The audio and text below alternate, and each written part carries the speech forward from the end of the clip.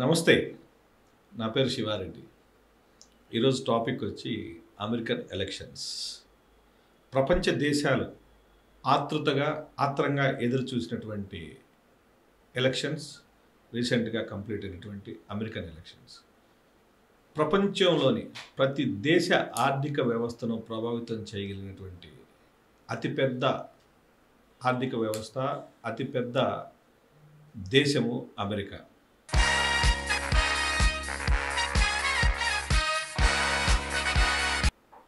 ఈ ఎలక్షన్లో స్పెషల్గా గమనించిన విషయం ఏంటంటే 78 ఏళ్ల వయసులో ఇప్పటికే ఒకసారి అమెరికా ప్రెసిడెంట్గా చేసి అప్పుడు కూడా ఒక మహిళతో పోటీపడి మళ్ళీ ఓడిపోయి తర్వాత మళ్ళీ కమలా హారిస్తో ఇప్పుడు పోటీపడి గెలిచినటువంటి వ్యక్తి డొనాల్డ్ ట్రంప్.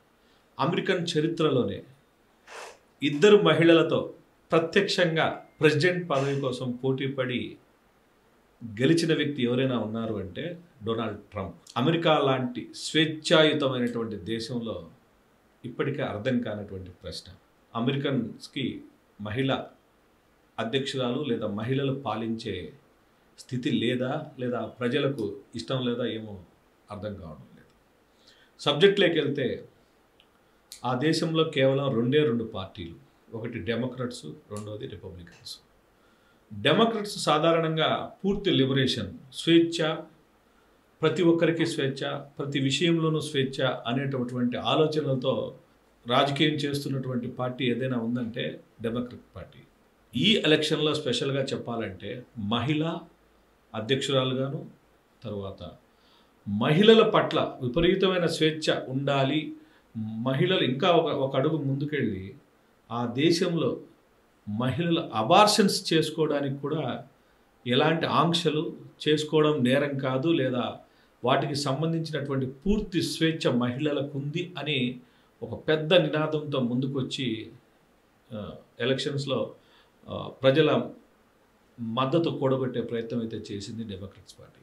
అలాగే రిపబ్లిక్ పార్టీ సాధారణంగా నేను నా దేశము, నా దేశ ప్రజలు మాత్రమే అని చెప్పేటటువంటి ఆలోచనతో కూడినటువంటి పార్టీ ఏదైనా ఉందంటే రిపబ్లిక్ పార్టీ. కేసీఆర్ గారు ఎలాగైతే నా తెలంగాణ ప్రజలు, నా తెలంగాణ, నా రాష్ట్రము, ఇక్కడి వనరులు, ఇక్కడి ఉద్యోగాలు ప్రతి ఒక్కటి నా ప్రజల కొరకే కావాలి అన్నటువంటి నినాదంతో ఎలాగైతే రాష్ట్ర ప్రజలను ఉత్తేజపరిచి ప్రత్యేక రాష్ట్రం వరకు తీసుకురాగలిగాడో అంతటి ఉత్తేజం కల్పించే విధంగా అమెరికాలో డొనాల్డ్ ట్రంప్ కూడా ఈ ఎలక్షన్స్లో చేయగలిగాడు. My country my nation, my country my nation my people. ఈ దేశంలోని వనరులు, ఈ దేశంలోని ఉద్యోగాలు నా ప్రజలకే చెందాలి, ఈ దేశంలోకి వచ్చే వ్యక్తులు కూడా లీగల్ పద్ధతిలోనే రావాలి, ఇల్లీగల్గా ఎవరు రాకూడదు ఈ దేశానికి, ఈ దేశ బార్డర్స్ని దాటి రాకూడదని బార్డర్స్కి కూడా గేట్లు పెట్టే ప్రయత్నం చేస్తాను అనేటటువంటి నినాదంతో ముందుకొచ్చినటువంటి పార్టీ రిపబ్లిక్ పార్టీ.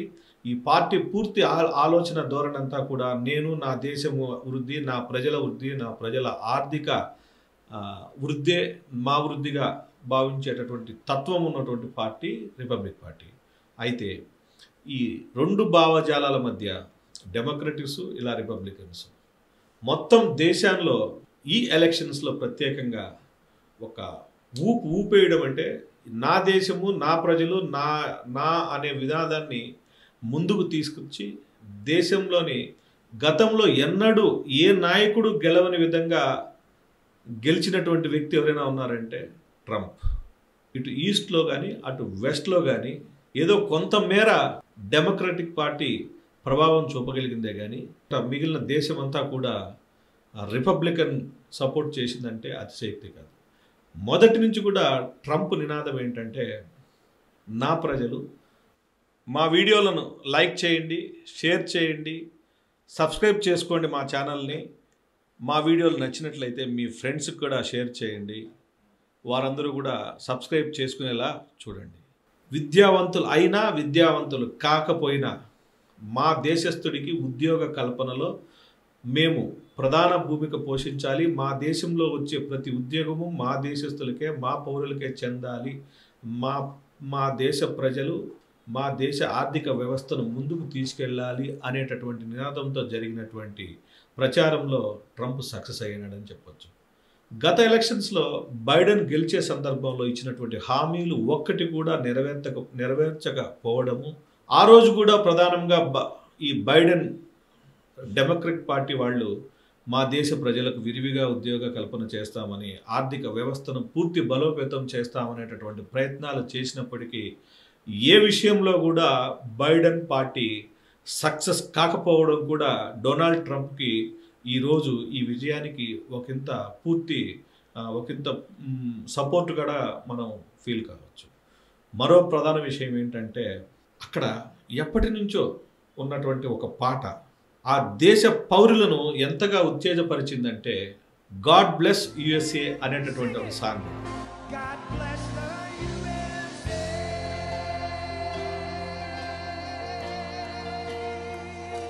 ఆ సాంగ్ అమెరికాలోని ఏ మూలకెళ్ళినా, ఏ గ్రామంలోకి వెళ్ళినా, ఏ రెస్టారెంట్లోకి వెళ్ళినా ఈ ఎలక్షన్ మానియా ఉన్నంత కాలము విరివిగా ప్లే చేయబడినటువంటి పాట అది.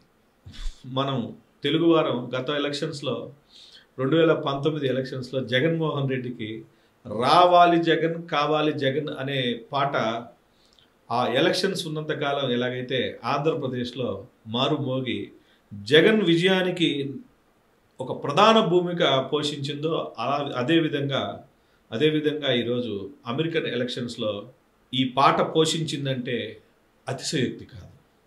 మరో ప్రధానమైనటువంటి అంశం ఏంటంటే, ఏ సభలోకి వెళ్ళినా కూడా ఎక్కడెళ్ళినా ప్రథమంగా చెప్పే పదం, ట్రంప్ గారు ఎక్కడ సభ పెట్టినా, ఏ ఎలక్షన్ ప్రచారంలోనైనా ప్రధానంగా చెప్పినటువంటి మొదటి మాట, make America great again, make America healthy again.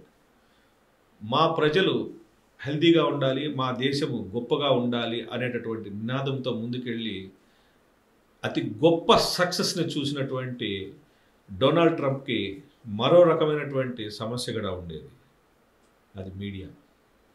Democratic party కేవలం తన యొక్క మీడియాను తప్ప ట్రంప్కు సపోర్ట్ చేసే ఏ మీడియాను కూడా ఫ్రీగా, లిబరల్గా వారి యొక్క వార్తలను ప్రసారం చేయనివ్వలేదనేది మరొక సత్యం. ఎలన్ మస్క్ అనేటటువంటి వ్యక్తి తన యొక్క ఎక్స్ ద్వారా, అంటే గతంలో ట్విట్టర్ ద్వారా విస్తృతమైనటువంటి ప్రచారం కల్పించి ట్రంప్ ఆలోచనలను, ట్రంప్ విధానాలను స్వింగ్ స్టేట్స్లో కూడా విపరీతంగా ప్రచారం చేసి, ఒక రకంగా చెప్పాలంటే ప్రచారం చేసి ఈరోజు ఇంతటి గొప్ప విజయానికి ఎలన్ మస్క్ కూడా ఒక ప్రధాన భూమిక పోషించాడంటే ఇది ఫ్యాక్ట్. ప్రపంచంలో ఏ దేశంలో అయినా కూడా ప్రతి మనిషికి వాక్ స్వేచ్ఛ, తన ఆలోచనలు చెప్పుకునే స్వేచ్ఛని చెప్పాలంటే ఒక రకంగా అమెరికా దేశమే ప్రపంచంలోని అన్ని దేశాలకు వాక్ స్వేచ్ఛ మీద ఒక నిదర్శనంగా నిలబడింది. కానీ గత కొంతకాలంగా అమెరికాలో కూడా వాక్ స్వేచ్ఛను బంధించినారని చెప్పొచ్చు, లేదా వాక్ స్వేచ్ఛను జైల్లో వేశారని కూడా మనం చెప్పవచ్చు. ఈ విధంగా ట్రంప్ గెలుపుకి బైడెన్ ఆలోచనలు, బైడెన్ నిర్ణయాలు, బైడెన్ యొక్క ఈ రకమైనటువంటి నియంతృత్వ ధోరణులే ట్రంప్ విజయానికి ప్రధాన భూమిక కూడా పోషించాయని మనం చెప్పవచ్చు.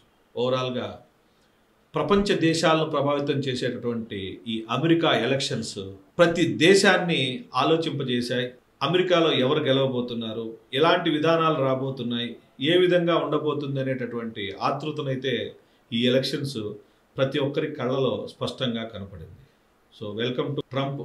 మళ్ళీ అమెరికాను గొప్పగా, అంటే ఆర్థికంగాను సామాజికంగాను బలోపేతం చేసి పతనమైనటువంటి ఆర్థిక వ్యవస్థను పురోగతిలో తీసుకెళ్తాడని, భారతీయులను కూడా ఆ పురోగతిలో భాగంగా కల్పించుకొని మన దేశంతో కూడా మంచి రిలేషన్షిప్ని కొనసాగిస్తాడని ఆశిస్తూ I wish you very good luck to Trump.